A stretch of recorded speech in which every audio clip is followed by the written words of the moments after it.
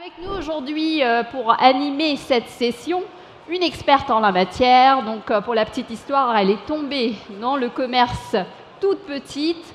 Elle est également l'auteure de plusieurs ouvrages, les deux derniers étant sur l'omnicanal et le vendeur à l'ère du commerce connecté. Et la deuxième personne, c'est la directrice générale de Monoprix Online. Mesdames et messieurs, merci d'accueillir Régine Van Hems et Nathalie Mény.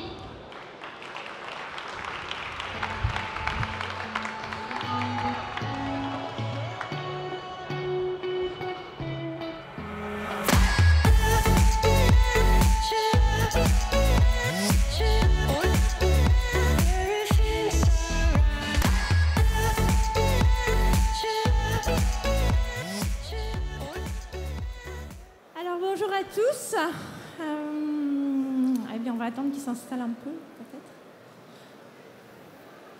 Alors, on est ravis d'accueillir Nathalie Mesny, qui est notre mentor. Alors, Nathalie, j'ai envie de vous poser la question, pourquoi ce rôle de mentor dans le parcours client ? Alors, ce mot de mentor, c'est un poids lourd à porter, je trouve, puisque si on reprend la définition d'un mentor, c'est un guide sage et avisé. Donc, je considère ce rôle dans ce salon du Paris Retail Week comme un rôle d'équilibre entre favoriser la rencontre avec toutes les innovations qui existent aujourd'hui dans le commerce, à la fois online et offline, et en même temps savoir prendre du recul par rapport à toutes ces options technologiques et se poser la question du sens pour le client, et du sens aussi de la façon de gérer ces outils pour les collaborateurs, les milliers de collaborateurs qui derrière essayent de faire cette rencontre entre le client et la marchandise que l'on vend ou le service que l'on vend la plus delightful possible. Alors on voit l'expérience client est quelque chose de fondamental. On n'arrive plus à se différencier sur les produits, on n'arrive plus à se différencier sur les services. Et donc aujourd'hui l'enjeu c'est de se différencier sur l'expérience et qui plus est l'expérience omnicanal. Alors aujourd'hui, on est tenu de faire vivre à nos clients une expérience agréable, mémorable, dont le souvenir lui donnera envie de revenir. Déjà, j'ai une question. S'agit-il de l'expérience ou du souvenir de l'expérience ? On peut se poser cette question. Alors, pour échanger sur ces sujets riches, nous avons des personnes passionnantes qui vont nous rejoindre. J'appelle Guillaume Lachenal de chez Milibou, donc fondateur de Milibou, une marque née dans le digital et qui a implanté les Miliboutiques. Voilà. J'appelle Nicolas et Gilles Talbot. Donc Nicolas, qui est consultant chez Niji, qui va nous parler effectivement d'expérience client, et Gilles Talbot, qui est consultant chez Genesis. Voilà. Alors, on aurait aimé que vous puissiez, Nathalie, en tant que mentor, nous montrer, nous indiquer ce que vous pensez de certains chiffres qui devraient apparaître. S'ils apparaissent. Alors, il y a quelques chiffres qui vont apparaître. Ouais, il y en a un premier qui dit qu'effectivement, 67% des consommateurs français disent avoir envie de pouvoir acheter à tout moment, où qu'ils soient. On voit que finalement, on est en France encore un peu en retrait au niveau d'exigence par rapport à d'autres continents ou d'autres pays. C'est probablement lié aussi à nos lois un peu restrictives, notamment sur le commerce physique, sur les horaires d'ouverture. Donc on parle aussi bien du on et du offline. Ça ne fera que monter, c'est sûr. Et le deuxième chiffre, moi, il m'amuse un peu parce que 71% des consommateurs supportent de moins en moins de faire la queue en magasin, j'ai envie de dire, mais les 30% restants, ils ont envie de plus en plus. Je m'interroge sur les 30% qui déclarent que ça n'est pas insupportable de faire la queue dans les magasins. Voilà, il faudrait le prendre dans l'autre sens et de se dire finalement cet irritant client qui est vrai aussi bien en magasin que sur un site, comment on le rend le plus fluide possible. Je pense qu'on va avoir l'occasion d'en parler pendant la table ronde. Alors j'avais une question aussi, Nathalie, puisque vous êtes notre mentor. Est-ce qu'il n'y a pas un paradoxe entre un consommateur qui veut une vitesse d'exécution et qui veut à la fois de l'émotion et de l'attention ? Est-ce que ce n'est pas paradoxal ? Vitesse d'exécution et émotion, quête d'attention ? Non.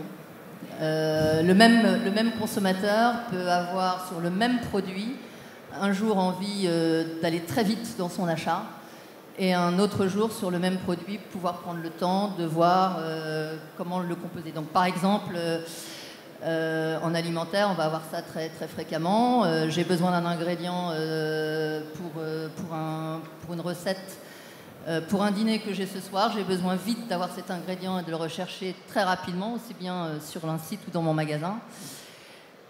Et puis à un autre moment, je vais avoir envie de l'aménager dans une nouvelle recette et de le découvrir. Et à ce moment-là, sur le même produit, je ne vais pas avoir la même attente, alors que je suis la même personne.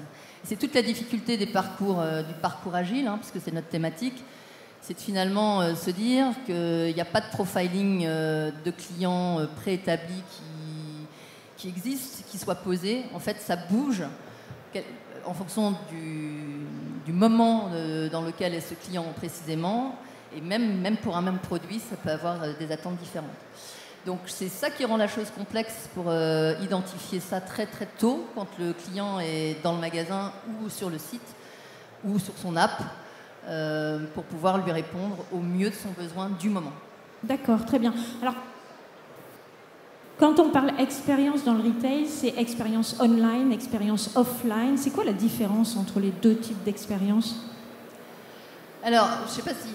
Je crois que par rapport à la question qu'on posait avant, on se disait il faut qu'on puisse avoir un parcours digital très fluide et aller au bout. Et puis, pareil en magasin. Et puis, idéalement, qu'on puisse vous reconnaître quand vous étiez en magasin, que vous avez déjà acheté en digital, etc. Je pense qu'on a dépassé ça maintenant. On est dans cet enjeu de construire un parcours qui va se commencer à un endroit, se poursuivre à un autre, se terminer encore à un autre, revenir à un autre. Et donc en fait, l'idée c'est comment le point de contact que j'ai à un moment donné, soit avec le magasin, soit avec le site, enrichit mon expérience d'achat, mon expérience de conseil, mon expérience, mon choix. Voilà. Et on n'est pas uniquement dans faire bien chacun son métier dans chacun des canaux, c'est vraiment cette résonance qu'on peut avoir entre les deux. Et là encore, il y a des fois, je vais pouvoir avoir envie de faire mes courses pour le week-end prochain quand je rentre de week-end et de pouvoir planifier ça 7 jours à l'avance et avoir toute ma liste clairement posée, et faire ça calmement et puis avoir besoin demain, en 1 heure, d'avoir les 4 ingrédients importants dont j'ai besoin livrés en 1 heure chez moi. Donc il faut répondre à ça, souvent avec des modes de préparation qui peuvent être les mêmes ou qui peuvent être différents. D'accord. Moi, je suis persuadée que les touchpoints ne sont pas du tout interchangeables. On l'a dit, ils sont interchangeables quand on appelle quelqu'un ou qu'on rencontre quelqu'un ou qu'on est sur un site.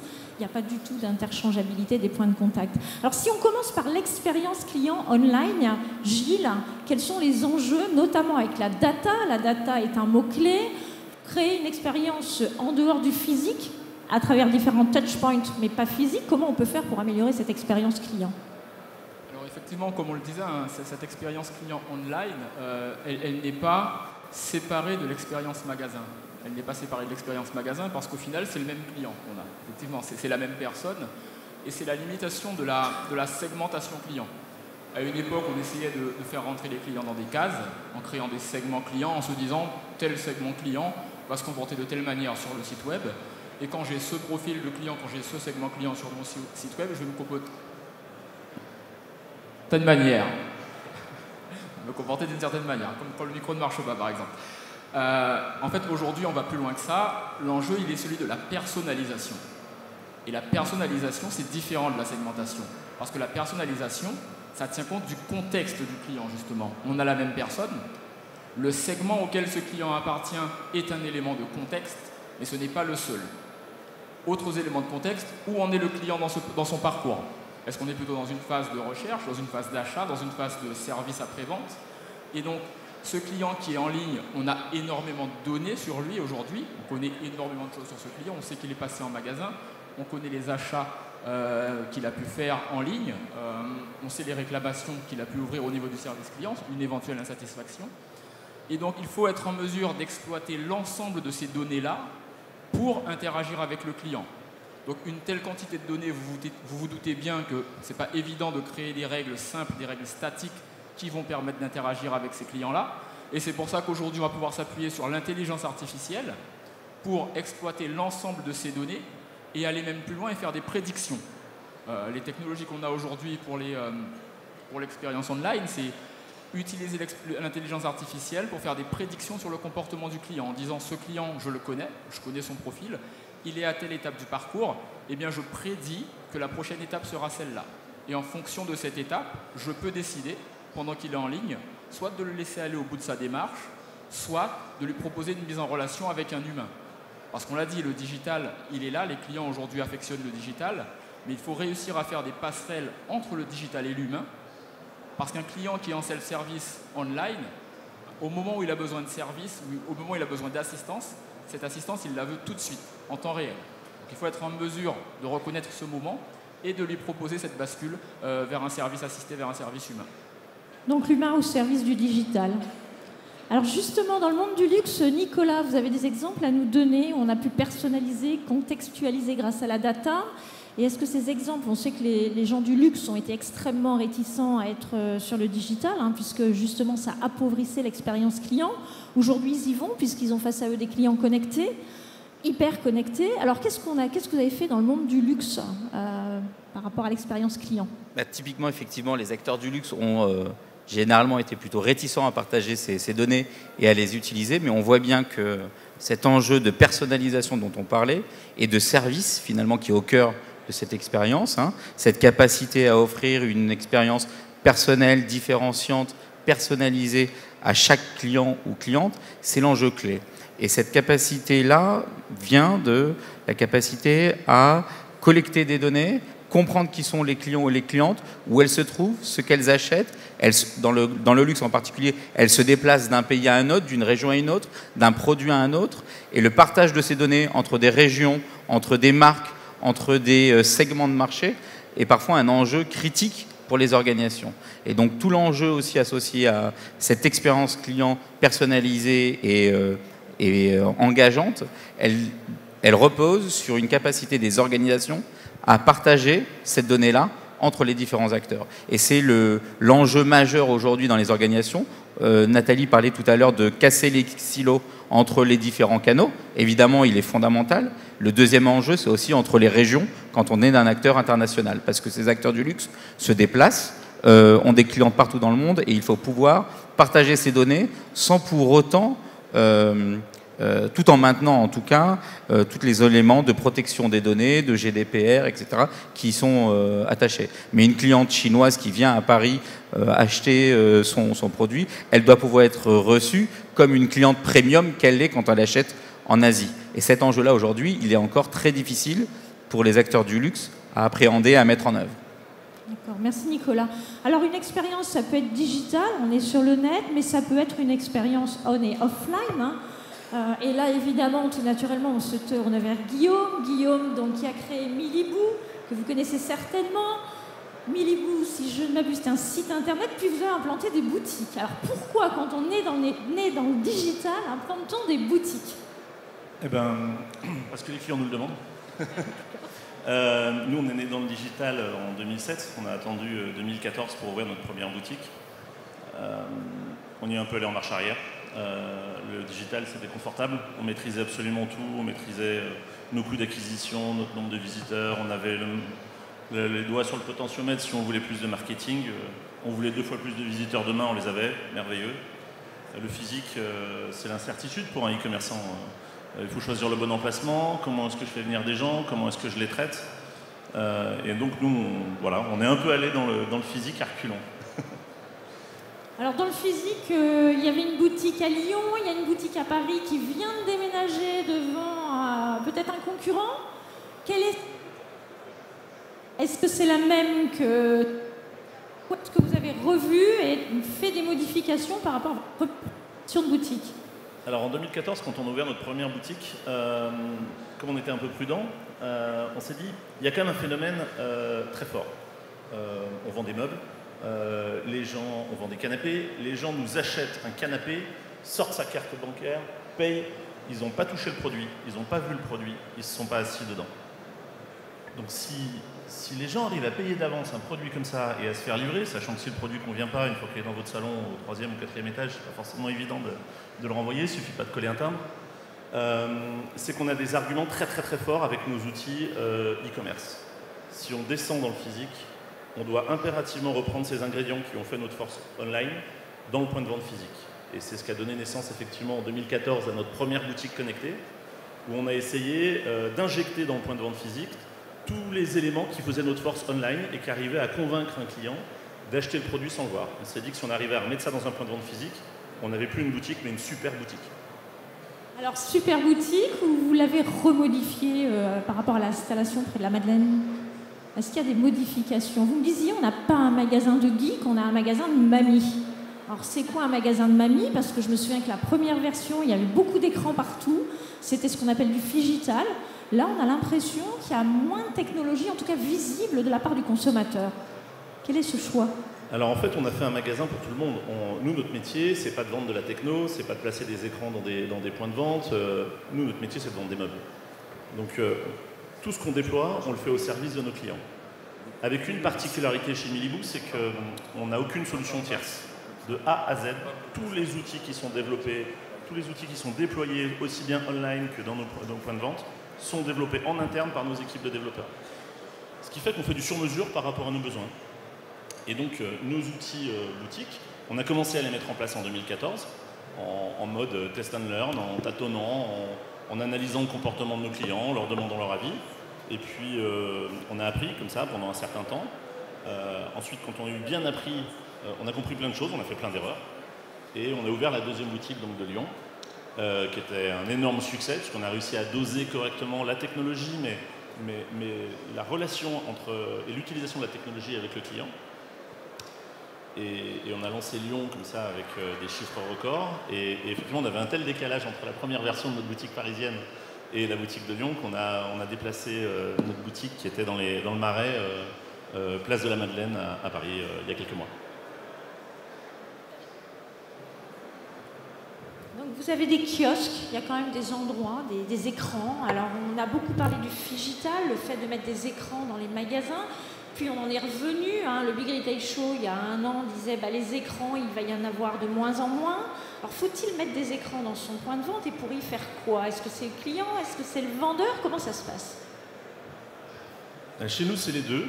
Alors, d'un point de vue très technique et purement matériel, on a effectivement des grands kiosques, des grands écrans tactiles un peu partout dans nos boutiques. C'est l'aspect le plus visible de la technologie dans la boutique. Nos vendeurs sont également équipés de tablettes. Mais je dirais qu'une des grandes différences de la boutique, la mini-boutique aujourd'hui, la boutique connectée, c'est que la techno n'est pas très présente, elle est discrète, contrairement à nos premières versions où elle était très présente, et j'ai même envie de dire un peu intrusive dans l'acte d'achat du client, et nos clients n'ont pas forcément aimé. Et par contre, on a simplement accès à la data. Qu'est-ce qu'il n'a pas aimé alors, le client? Le comportement, enfin ses attentes en magasin dans sa relation, elles sont quand même un tout petit peu différentes qu'online. Si online, je vous retarget parce que vous êtes venu il y a 2 heures en vous présentant mon canapé et en vous disant si je vous l'achète tout de suite, si vous l'achetez tout de suite, je vous fais 5%, ça va choquer personne, c'est du retargeting, on connaît ça par cœur. Si mon vendeur court après le client dans la rue en lui disant attendez, si vous l'achetez tout de suite, je vous fais 5%, le client ne va pas du tout le percevoir de la même manière. Et on a eu le même problème sur plein de choses, la data par exemple.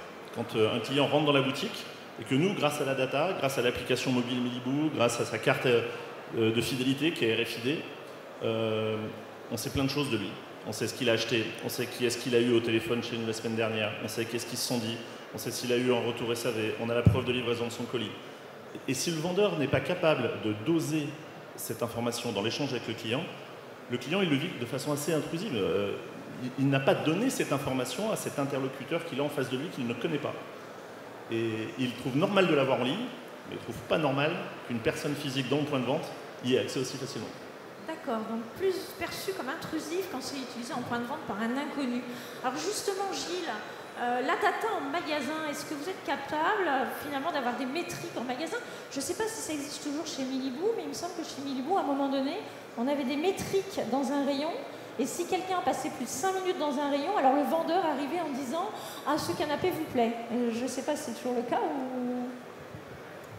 Alors, c'était pas un vendeur, c'était l'appli mobile. On utilisait une techno dont vous avez beaucoup entendu parler, qui était les beacons. Donc, on géolocalisait nos clients à partir de l'appli mobile dans le magasin. Et on utilisait de la data online. Si vous étiez allé voir tel canapé et qu'il se trouvait que vous passiez dans la boutique devant le canapé, on était capable de vous retargeter dans la boutique en disant hey, canapé qui est à côté de vous, si vous l'achetez tout de suite, je sais qui vous intéresse, je vous fais une remise. Mais pareil, c'est un peu intrusif. C'est toujours actif, hein. C'est toujours actif, mais c'est un peu... D'accord. Donc Gilles, alors du coup, est-ce que vous captez de la data dans les points de vente et qu'est-ce qu'on peut en faire de cette data dans les points de vente? Nous, on ne va pas la capter, la data, mais la data du point de vente, ce qu'il faut bien garder à l'esprit, c'est que cette data du point de vente, elle n'est pas si différente de la data que vous avez en ligne. Parce que comme je disais au début, je parle de la donnée en elle-même, pas de la manière de l'utiliser. On est d'accord que la manière d'utiliser va être différente, c'est exactement ce que vous disiez. Hein, exactement, donc la data est la même. La data qu'on la capture en ligne ou en point de vente, tout ce qu'elle va venir faire, cette data, c'est alimenter un contexte, une connaissance du client. Et cette connaissance du client, cette donnée client, on va devoir l'utiliser, là encore, en fonction de l'étape du parcours. Donc bien évidemment, on va l'utiliser différemment si le client est en magasin ou si le client est en ligne. Parce qu'effectivement, quand on a donné des informations, on est connecté sur le... On est identifié, on est authentifié. On sait qu'on a renseigné des informations et on s'attend, entre guillemets, à ce que ces données soient utilisées quand on est en ligne. En magasin, je suis d'accord que la sensation est beaucoup plus étrange. Au final, la data, où qu'elle soit captée, et c'est ça que je veux dire, c'est que cette data-là, nous, on va l'exploiter et l'utiliser dans le cadre de l'expérience globale du client, dans la globalité de son parcours. Et tout l'enjeu, c'est de savoir comment l'utiliser et à quel moment l'utiliser pour proposer une expérience mémorable, comme on le disait, au client. Merci. Alors je reviens vers notre mentor, Nathalie. Alors une expérience client, c'est pas juste pendant l'achat, mais c'est une expérience avant et après l'achat. Et vous aimez bien dire, si je ne m'abuse, j'aime bien transformer les pépins en pépites. Alors qu'est-ce que ça veut dire? Oui, alors c'est l'idée que finalement l'émotion que vous laissez, ou la mesure d'une expérience client réussie, c'est la trace que vous laissez dans le cœur de la personne qui a acheté votre produit. Cette trace, elle peut être bonne jusqu'au moment où vous l'avez acheté, au moment où vous utilisez le produit, puis à un moment donné, vous avez besoin de contacter le service client et souvent on néglige l'expérience de retour. Or, il est au moins aussi important pour fidéliser le client que la fluidité d'un parcours d'achat jusqu'au moment où on achète. Donc là, il y a plusieurs choses. La première chose, c'est de pouvoir vite savoir qui vous pouvez contacter, comment, et avec un maximum de réseaux, de points de contact possibles, là où est le client. Donc aussi bien sur votre site mobile, sur votre app, par téléphone, par tous les moyens, que ce soit simple pour le client de rentrer en interaction avec la marque ou avec le marchand au moment où il a quelque chose à dire. Un contact qui arrive au service client, même si la majorité c'est des réclamations, on a l'usage de dire chez Monoprix et chez Sarenza que c'est un cri d'amour. Un client qui appelle pour se plaindre, c'est un client qui vous dit qu'il vous aime. Donc même s'il est parfois violent, même s'il est parfois injuste, etc., il a fait la démarche. Et c'est un client finalement qui peut devenir un avocat plus facilement qu'un client qui ne dit rien et qui finalement tourne les talons. C'est pareil pour un magasin d'ailleurs, mais le magasin il va traiter les choses un peu différemment. Pour revenir sur ce que disait Guillaume tout à l'heure, et pour revenir aussi sur l'introduction et ma vision du mentor, on peut avoir des super outils de data, on peut avoir des super outils pour collecter cette data, savoir quand un client appelle, qu'est-ce qu'il a déjà consommé chez vous, combien de fois il a fait de retour, est-ce que c'était la taille de ses chaussures qui n'allait pas la dernière fois, est-ce que c'était... Voilà, vous pouvez avoir un conseiller client qui a tout ça. Et Sarenza, à l'époque, il y a 10 ans, a été assez pionnier, hein, un peu comme pour les canapés. On s'est dit, bah tiens, on va avoir ce rêve fou de vendre des chaussures sans que les clients puissent les essayer, il y a 15 ans. Et en même temps, sur le modèle de Zappos, à l'époque, Sarenza a posé les bases d'un service client qui, bien sûr, récupère toutes ces informations, les collecte au maximum, rend très fluide l'accès aux delighters. On appelle nos conseillers de clientèle les delighters.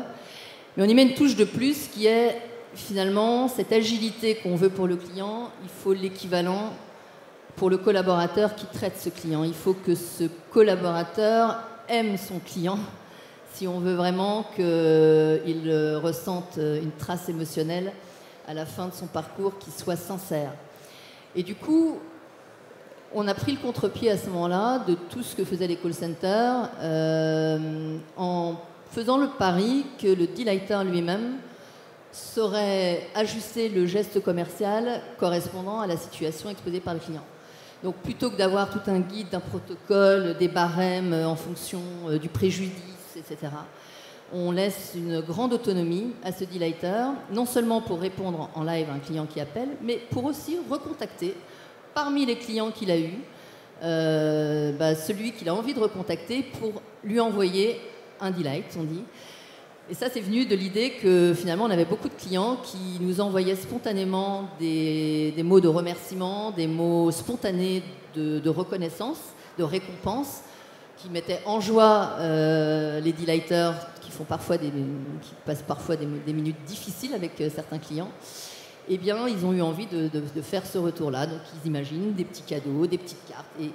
Et c'est cette animation de ce service en autonomie qui fait quelque part cette trace spécifique de la relation à la marque. Et la mesure de ça, vous connaissez, je pense tous, le Net Promoter Score et ces indices qui mesurent l'engagement client. Et Sarenza est une des marques sur le marché qui a le score le plus élevé, aux alentours de 70. C'est lié à ça. Donc il y a cette idée de ne pas devenir esclave de la data, esclave de la technologie, de savoir suffisamment bien la gérer pour la mettre ensuite au service finalement de la proposition de valeur que vous voulez défendre en tant que marque. Et voilà, c'est ce que Sarenza a fait à l'époque. Très intéressant, merci Nathalie. Alors Guillaume, justement, comment on gère une émotion négative ? Comment on crée une émotion positive et est-ce qu'on peut compenser finalement une émotion négative sur un touchpoint qui va être compensée par un acte, une générosité qui va avoir lieu sur un autre point de contact ? Alors nous, on a tendance à traiter, juste pour recentrer sur la façon dont nous on traite ce type de retour, nous on ne différencie pas nos clients. C'est-à-dire qu'ils soient physiques ou qu'ils soient online. C'est le même client, il a le même attachement à la marque. Nous, on ne diffuse pas d'autres marques que la marque Milibou. Donc forcément, on est dans une relation avec un lien fort à la marque. Et donc, tous les retours sont traités de la même manière. Il est évident qu'il est toujours plus délicat de gérer un client en colère dans un magasin qu'en colère au téléphone. Mais voilà, en tout cas, on arrive avec la même batterie de service. C'est vrai que nous, comme on a une position de marque, on essaye d'avoir le service client le plus puissant possible, on va dire. Malheureusement, il y a toujours dans notre métier le dernier kilomètre qu'on ne maîtrise pas. Et l'aspect livraison qui représente la quasi-totalité de nos situations à gérer. Mais on essaye d'être là au plus près du client et que ce soit au moment de l'acte de vente ou au moment de la gestion d'un retour quelconque, la technologie est là pour nous aider, mais elle n'est surtout pas là pour remplacer la relation avec le client. Nous, la technologie qu'on a implantée dans nos magasins, c'est pas pour qu'elle se substitue aux vendeurs ou aux conseillers. Elle est là uniquement pour laisser un maximum de place à la relation humaine. Qu'est-ce que ça veut dire ? Ça veut dire que dans un acte d'achat traditionnel, vous allez dans un magasin de meubles, dans mon activité, vous allez dans un magasin de meubles tout à fait traditionnel qui n'a pas une activité online. Déjà, il faut attraper un vendeur. Une fois que vous l'avez, vous lui demandez si le canapé est là en verre, il ne sait pas, il faut qu'il aille vérifier. Et après, vous commencez à lui dire quand est-ce que je peux l'avoir chez moi, il faut qu'il aille voir avec le transport ou qu'il aille sur son ordinateur. Bref, tout ce circuit-là, il est lourd et il occupe 80% de la relation que vous avez avec votre client. C'est pas ça le boulot d'un vendeur. Le boulot d'un vendeur, c'est de dire au client mais la table est super, mais venez voir, je viens de recevoir des chaises là-haut, elles vont aller super bien avec. Et là, il fait son boulot de vendeur. Donc, la techno, pour nous, elle est là en assistance du vendeur, en assistance du besoin d'information client, mais uniquement. En ligne, vous avez l'habitude qu'on vous dise le produit, je l'ai en verre, j'en ai 12 en stock, vous pouvez l'avoir jeudi après-midi, je peux vous livrer entre 16 et 18 heures. C'est normal d'avoir ça en ligne. Mais en magasin, vous ne l'avez jamais. Et nous, ce qu'on a fait avec cette technologie-là, c'est favoriser toute cette relation humaine en évacuant tous ces sujets administratifs. D'accord. Donc, en fait, aujourd'hui, on parle beaucoup d'humain dans l'expérience, c'est-à-dire qu'on a eu les yeux rivés sur le digital, sur les technologies, Et on a l'impression que l'élément différenciant, c'est vraiment l'humain. On en parle beaucoup. Alors Gilles ou Nicolas, justement, l'humain, vous parlez de conseiller augmenté. On a l'impression que la techno se met au service du vendeur. Alors quels sont vos retours d'expérience là-dessus ? Ben en fait, ce qui est passionnant dans ce sujet, on parle beaucoup de transformation de l'expérience client, de l'engagement client, etc. Mais en fait, ceux qui sont acteurs sur le terrain, ce sont les vendeurs, les conseillers bancaires, etc., etc. Et très souvent, finalement, l'enjeu, il est de pouvoir accompagner la transformation des rôles, des compétences, du positionnement de ces différents acteurs qui font finalement le front en permanence avec le client et de les outiller finalement, de leur donner des informations, des outils, le même niveau finalement d'information qu'a le client. Et pour pouvoir après se positionner, non pas comme répondre à une question administrative, une question technique, mais bien comme un partenaire de la relation et du conseil et du service. Et ces enjeux-là, on les adresse, on a la chance de pouvoir les adresser chez Engie dans l'ensemble des secteurs d'activité. Et on va les retrouver dans la mobilité, pour des loueurs de voitures, on va les retrouver dans la banque, dans l'assurance, pour faire en sorte que le conseiller bancaire soit demain, par exemple, un conseiller augmenté, c'est-à-dire qu'il se positionne comme un facilitateur de business, un partenaire. Par exemple, dans le monde du B2B, on accompagne des acteurs B2B sur ces sujets, qui devient non pas une question de prêt, de produits, etc. Mais bien, je vais t'aider, t'accompagner pour développer ton entreprise, ton business, accéder à des nouveaux marchés, etc. Et c'est donc, par exemple, avec l'intelligence artificielle dont parlait Gilles tout à l'heure, on va capter un certain nombre d'éléments de données sur le marché de notre client, sur ses informations, sur son écosystème de partenaires et pouvoir après l'aider à avoir la bonne réponse, la bonne proposition de service de valeur à faire à son client ou à son prospect. Et ces enjeux-là aujourd'hui sont vraiment, et je pense dans le retail particulièrement, sont très très forts. C'est-à-dire qu'on voit bien que le digital ou l'omnicanal est en train de complètement bouleverser les usages et le mode d'achat. Et donc l'enjeu demain d'une personne en point de vente, en boutique, il est fondamental. Et c'est de redonner ce pouvoir-là, cette capacité, cette valeur ajoutée à l'interaction humaine qui fait que les clients vont continuer à venir en boutique ou en point de vente, non pas juste pour retrouver la même expérience qu'ils ont vécue dans le digital, mais pour vivre autre chose. L'expérience en magasin doit être différente de l'expérience sur le point de vente. Et c'est ce niveau de service et d'interaction qui doit faire le Waouh effect dont on parlait tout à l'heure, l'émotion, le petit cœur qui bat, qui doit être au cœur justement de cette expérience complètement omnicanale. Voilà. Merci Nicolas. Effectivement, quand on demande aux consommateurs ce dont ils se souviennent, c'est vraiment l'interaction avec le conseiller. Donc on se rend compte que le conseiller a été complètement oublié face à la digitalisation. Que le conseiller, il a des outils qui ne sont pas tout pourris, j'exagère, mais ils sont compliqués, il doit rentrer des codes, c'est extrêmement compliqué. Comment voulez-vous qu'un collaborateur malheureux rende un client heureux? Donc depuis 1 ou 2 ans, on voit un équipement tourné vers le collaborateur avec des technologies plus simples, plus faciles à utiliser et invisibles. Alors on peut se poser la question demain, comment vous imaginez demain? Quelle est votre vision du commerce? Déjà sur l'omnicanalité, sur l'orchestration des points de contact. Quelle est votre vision, Nathalie, de cette omnicanalité? D'ailleurs, est-ce qu'on parlera toujours d'omnicanalité? Alors, je vais parler de la vision d'une marque bien particulière, qui est Monoprix, qui a 300 magasins à peu près en France, dans des grandes villes, en centre-ville, et qui du coup réconcilie dans un même lieu à la fois des denrées alimentaires et une collection singulière, unique, de prêt-à-porter, de décoration de la maison, qui est à la marque Monoprix et donc qui est assez recherchée. Donc quand on est dans un lieu comme ça, on a à la fois des gens qui vont avoir envie, pour une partie de leurs courses du quotidien, que ça aille très vite parce qu'ils connaissent leur marque par cœur, parce qu'ils n'en changeront pas, et voire même qu'on leur prépare et qu'on leur livre directement à la maison. Et puis en alimentaire, il y a quand même cette sensorialité de pouvoir choisir un produit frais, de pouvoir mesurer la maturité d'un fruit. Bien sûr, on peut trouver quelques solutions en digital, mais je suis convaincue, nous sommes convaincus qu'il faudra de toute façon non seulement exacerber, mais théâtraliser ça, l'exacerber, et voire même compléter l'offre alimentaire classique de libre-service vers du produit prêt à consommer et de l'expérience en magasin. Donc notre vision, c'est que en fait, on va devoir de plus en plus réfléchir à des parcours totalement différents de quelqu'un qui va avoir envie d'être en magasin, d'aller choisir ses produits, de les mettre de côté, ce qu'on appelle un lâcher de caddie, de le faire livrer chez soi, de passer à l'étage, aller essayer la petite robe qu'il a repérée sur Internet, tiens, de voir que c'est de cette taille-là, puis finalement ça, de se le faire livrer chez lui.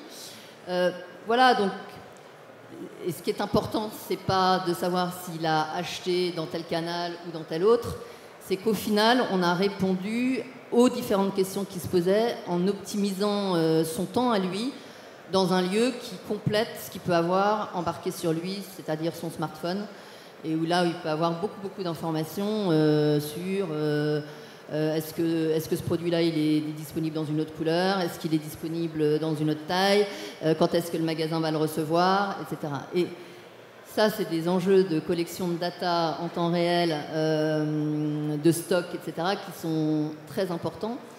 Mais pour moi, c'est ça le commerce de demain. C'est vraiment pas uniquement faire bien son job dans une vente en ligne et bien son job dans un magasin.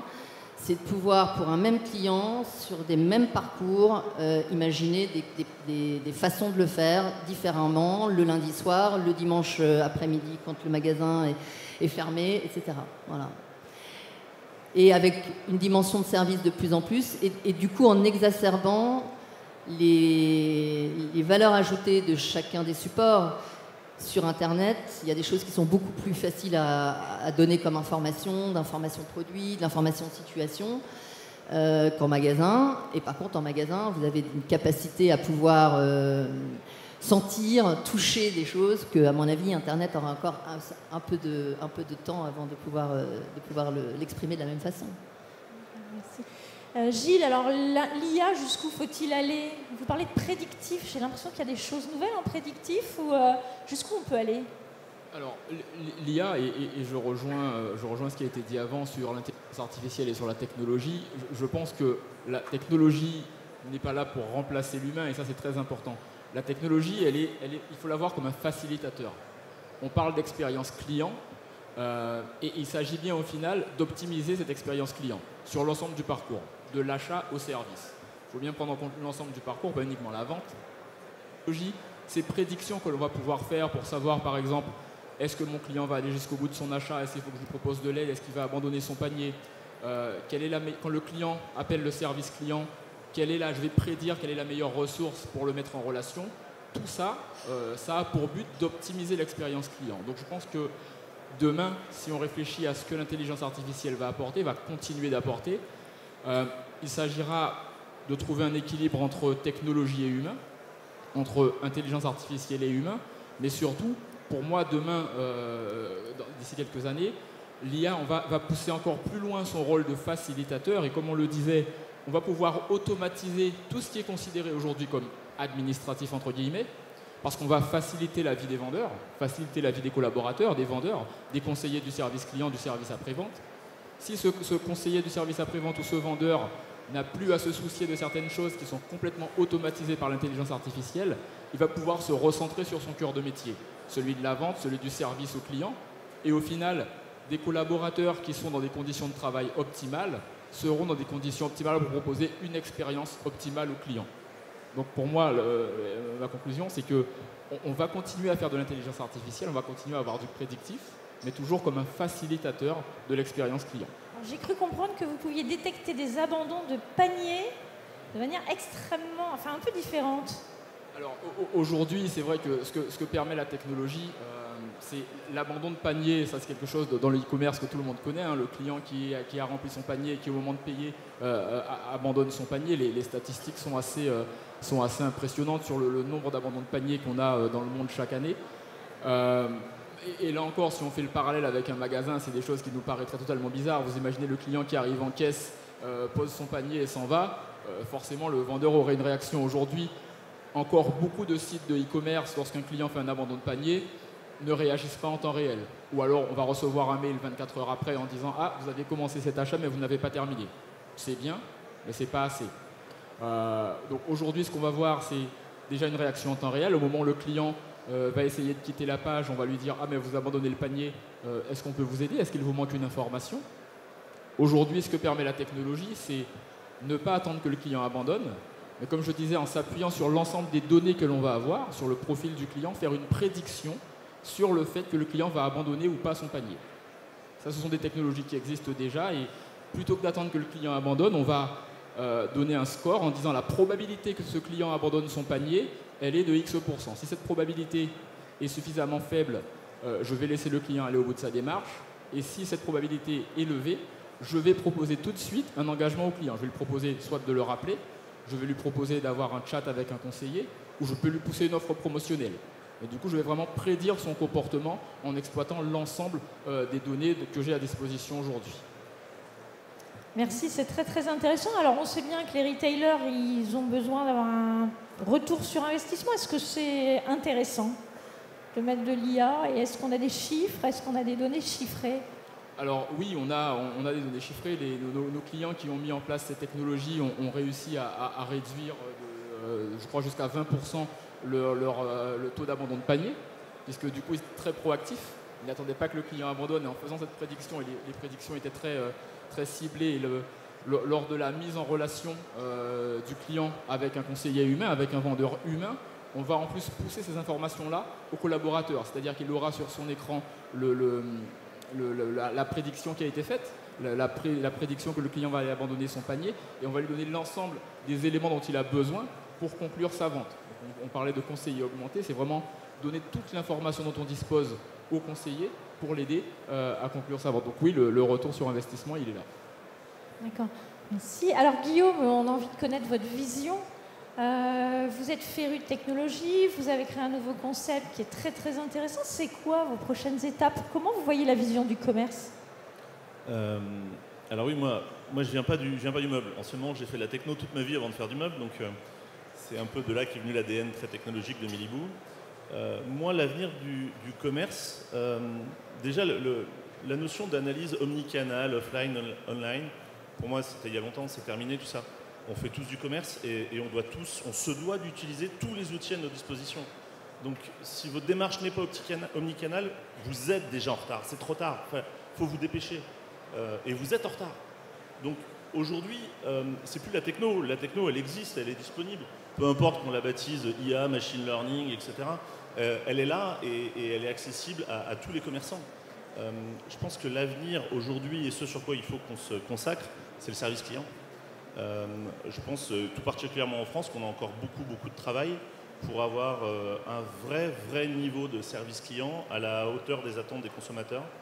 Je pense que tous vous vous rendez compte que le consommateur est de plus en plus exigeant, il est de plus en plus capricieux et notre boulot, ça reste de le satisfaire. Donc moi je ne crois pas que la prochaine grande évolution, elle soit technologique, même si c'est mon dada. Je pense que la prochaine grande évolution, c'est le service client.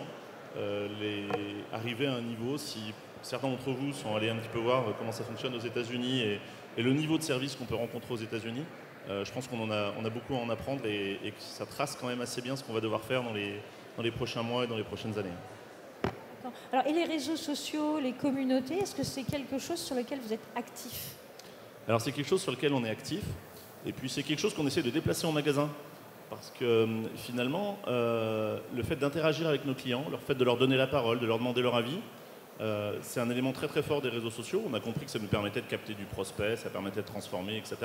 Mais en fait, c'est pas du tout différent en magasin. Nous, si vous êtes dans la boutique à Paris, vous allez voir qu'on a des expositions de tableaux, on a des ateliers de conseils, on a du coaching, on a plein de choses. Et c'est pas grave si vous achetez pas. Venez juste pour regarder les tableaux, c'est très bien, ça nous va très bien. Parce que demain, quand vous aurez envie peut-être d'acheter un meuble, vous aurez un besoin, Miliboo reviendra dans votre esprit. Et c'est un petit peu la même chose que les réseaux sociaux, d'aller flâner, de regarder ce qui se passe, ce qui se dit, l'anecdote, le truc rigolo, etc. Moi, j'ai envie qu'on ait envie de venir sur nos réseaux sociaux, qu'on ait envie de venir dans nos boutiques pour les mêmes raisons, même si on n'a rien acheté, même si on n'a pas de besoin. Et je pense que le vrai succès pour une marque, c'est ça. C'est d'arriver à créer de la visite en magasin sans que le consommateur ait un besoin. Et s'il n'achète pas cette fois-là, c'est pas grave. D'accord. Alors il y avait Darty qui avait fait un pilote il ne pensait pas du tout que ça fonctionnerait. C'est-à-dire qu'il y a un magasin Darty dans Paris qui a dit à ses conseillers de vente, vous allez répondre sur les réseaux sociaux, donc c'est vous qui allez répondre sur Twitter, etc. Et en fait, les résultats ont été extrêmement positifs, tant côté client que côté vendeur. Le client était ravi d'arriver en magasin et de rencontrer la personne qui lui avait répondu sur les réseaux sociaux via le tweet. Et le vendeur se sentait de nouveau dans une forme de reconnaissance extrême et on était dans un cercle très vertueux avec un vendeur qui reprenait sa place au sein du commerce. Est-ce que ce sont des expériences que vous pourriez faire? Est-ce qu'il y a une centralisation des gens au niveau de la communauté, au niveau des réseaux sociaux, ou est-ce que c'est finalement des vendeurs qui répondent en leur nom et qui continuent la conversation avec chaque client? Comment ça se passe, que ce soit chez Monoprix ou chez Milibou? Alors moi j'ai une vision qui va au-delà de ça. Je pense que le service client de demain, c'est aussi le service client qui saura donner la parole à vos propres clients. Et concrètement, là je vais reprendre un exemple Sarenza. On a 1500 clientes, ambassadeurs, quelques-uns, mais surtout des ambassadrices, des personnes qui sont fans de la marque parce qu'elles ont eu une expérience émotionnelle suffisamment importante en tant que cliente au départ pour avoir envie de s'engager. Et on en a sur les 1520 qui viennent tous les jours, répondre en chat sur les réseaux sociaux à nos propres clients et qui viennent les aider aussi bien que nos delighters internes sur le choix des tailles, le tel et tel modèle. Elles connaissent à fond la collection, elles connaissent à fond les services de la marque.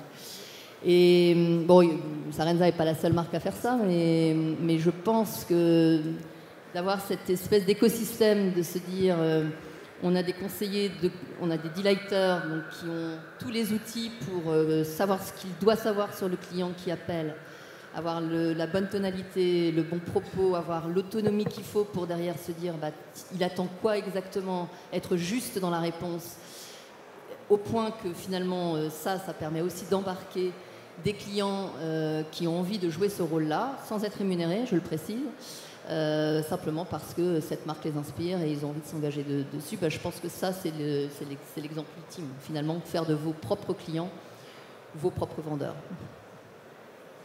Alors Nathalie, on vous laisse la possibilité de conclure. Vous êtes notre mentor, donc voilà. Est-ce qu'en 3 mots, de quoi vous auriez envie de nous parler? Je vais conclure peut-être avec la petite vidéo qu'on m'avait demandé de faire. Parcours client agile, c'est une bonne façon de dire l'indispensable, le prérequis. Mais c'est un côté assez contraignant, derrière parcours, on entend parcours du combattant. Moi, je préfère parler d'une shopping party, d'une delightful shopping party, c'est-à-dire vraiment pas se restreindre au parcours d'achat lui-même, mais vraiment à cette expérience complète et la trace qu'elle va laisser à la fois par le produit, évidemment, ou le service que vous avez acheté, mais la façon dont on vous a mis en relation avec, fait découvrir, aider à l'usage, et aider ensuite éventuellement après la vente. C'est ça qui doit laisser une trace positive au point de vous engager dans la marque, parfois pour en devenir l'ambassadeur. Voilà. Merci beaucoup Nathalie. Merci à tous pour ces échanges.